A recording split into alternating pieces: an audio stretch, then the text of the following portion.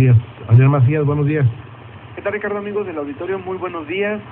Más información, esto en relación a la propuesta que hizo en primer lugar el propio presidente de la República, Enrique Peña Nieto, de modificar el Código Penal en el país y que pues a nivel nacional exista una pena severa para quienes cometen delitos graves. En ese sentido, el gobernador del estado, César Duarte, rápidamente pidió que a los secuestradores, a los que participan en secuestro agravado, se les condene a muerte, exista esta pena para esas personas al ser detenidas.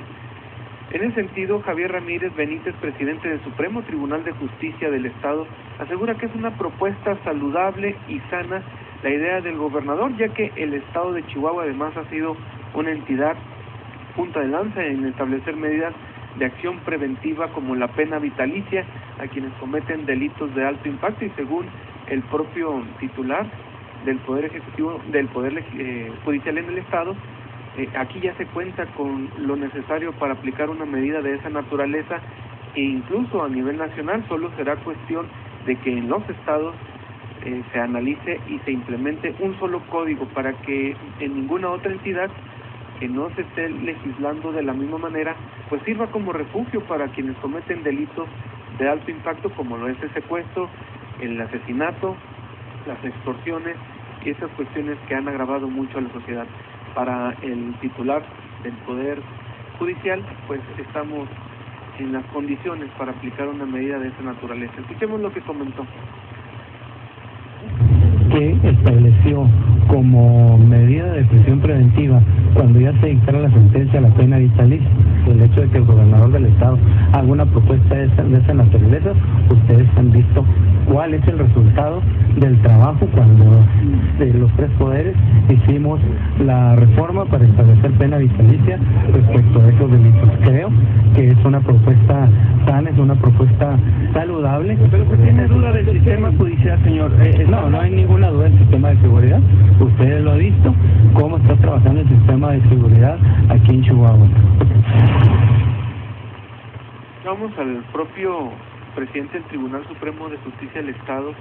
El aseverar las penas ha provocado esa disminución en los hechos delictivos de alto impacto, así lo aseguró, y la pregunta que se le planteó fue justamente en ese sentido de tantas deficiencias que se le han notado a la forma en que se imparte la justicia aquí en el Estado particularmente, y el implementar una medida de esa naturaleza, pena de muerte, pues conocer que en efecto se puede llevar a cabo, porque pues casos, Ricardo y amigos del auditorio, hay muchos donde el sistema judicial, la forma de impartir la justicia pues ha quedado a deber mucho. Te puedo citar ejemplos como el de la Foca y el Cerillo, el de la propia Marisela Escobedo, cuando ocurre que el asesino confeso de su hija pues no terminó tras las rejas en libertad y con el desenlace que ya conocemos.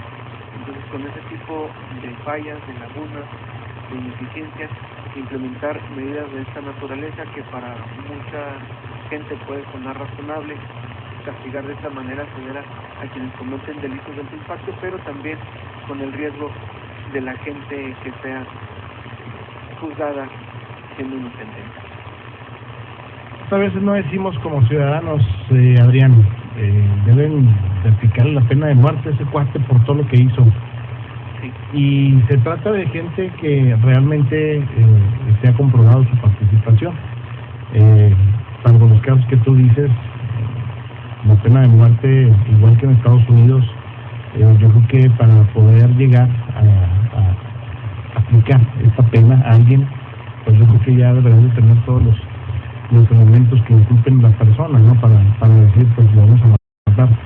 Pero sí, son muchos los casos, por ejemplo, no sé si a ti te ha tocado usar esa expresión, pero también sí muchas veces, ojalá que existiera la pena de muerte en México. Yo lo he escuchado muchas veces y yo lo he dicho, cuando se trata, por ejemplo, de casos muy graves, de asesinatos, por ejemplo, de alto impacto, de cuestiones que suenan a barbarie, que son antihumanas, que rayan en la crudeza o en la locura de alguien que solamente estando mal de la cabeza, pues puede cometer ciertos delitos, ¿no? Que no, mucha gente no nos satisface de estar con que se les aplique una pena capital y que pasen el resto de sus días en la cárcel, más que como castigo, pues como un premio. Igual a los violadores, Adrián, cuántas veces nos decimos, ojalá que los colgaran de la plaza de armas y les corten el asunto ahí para que no lo vuelvan a hacer. O muchos dicen, no, pues ojalá que existiera ¿cómo se le llama? La castración química, médica, y ya para que no vuelvan a hacer y se les quite. Porque muchas veces es la expresión de la gente, máximo sobre todo aquellos que son víctimas, ¿no? de un delito muy grave que los marca para toda la vida, que los deja con un trauma por el resto de sus días y que siempre van a vivir con eso aún y cuando están castigados, ¿no? Y mucha gente dice, bueno, pues hay justicia divina, si no hay justicia en la tierra hay justicia divina, le da un Dios que nos pueda castigar, pero muchas veces eso no satisface al ser humano, ¿no? Sobre todo cuando es víctima de una situación muy grave, que lo deja así, ya no va a vivir tranquilo por el resto de sus vidas por un tipo que cometió una situación pues, muy grave. Lo que llega a ser el consuelo para quienes son víctimas de este tipo de personas es el que en efecto vayan a la cárcel, sean encerrados, porque dicen, no lo va a hacer con alguien más, no le hará a alguien más lo que a mí me hizo. En la medida de aplicar la pena de muerte no es rechazada y, como tú lo señalas, en algún momento lo hemos expresado. La aplicación de penas severas no es algo que rechace la población. Lo que se le cuestiona al presidente del Tribunal de Justicia del Estado es esa capacidad que hay en todo el sistema para verdaderamente aplicar ese tipo de sanciones. Y no nada más así de ese tamaño, de esa gravedad, el hacer justicia realmente, el que de pronto no te suelten a una persona con toda la evidencia para retenerlo, o que te juzguen a alguien faltando realmente evidencia para juzgarlo. Lo que se debe de trabajar mucho, y es lo que piden incluso abogados mismos al escuchar esta propuesta, es de que primero trabaje ya el sistema de justicia penal con eficiencia.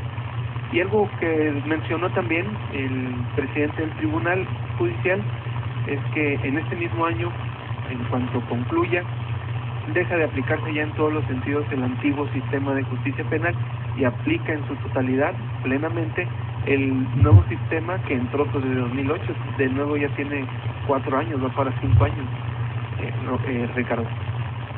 Fíjate, la duda que tú tienes pues, está muy bien fundamentada sobre si se aplica la pena capital, ¿cuántos inocentes caerían? Leo con atención un boletín de prensa que llegó de Seguridad Pública, en donde marcan el arresto de 4 personas con armas, y dicen que uno de ellos ya había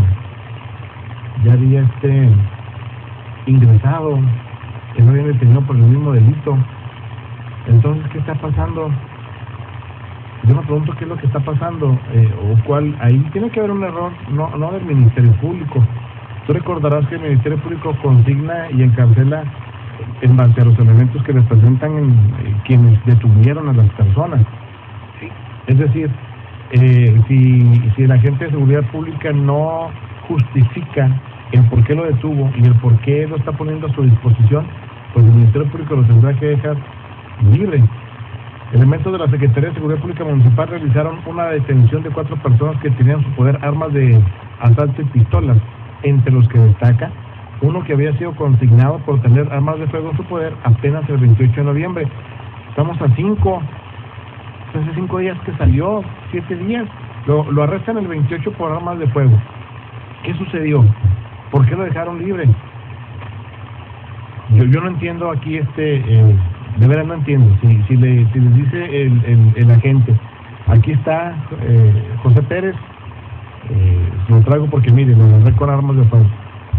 ¿Cuál es el criterio que utilizan para dejarlo libre? Así es. Y luego días después pues van a sorprender los policías, porque acá pues usted lo había agarrado con armas de fuego y otra vez. O sea, volvemos a lo mismo, estamos todavía, y aunque nos nieguen los encargados de fiscalía, en la llamada puerta giratoria. Lo comentábamos, yo creo que la semana pasada, cuando decía Jorge Ostos Castillo, cuando era jefe de Seguridad Pública de Administración de Delgado.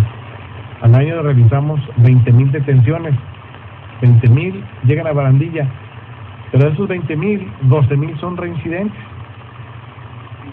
O sea, ¿cuándo se va a acabar? Eso es un círculo vicioso. Mira, no ha prosperado esa propuesta que traía el diputado René Franco del sistema de fichaje. Una propuesta que habría de analizar también el propio Poder Judicial, de tener esa base de datos de las personas que son reincidentes para con ello evitar ese problema de la puerta giratoria.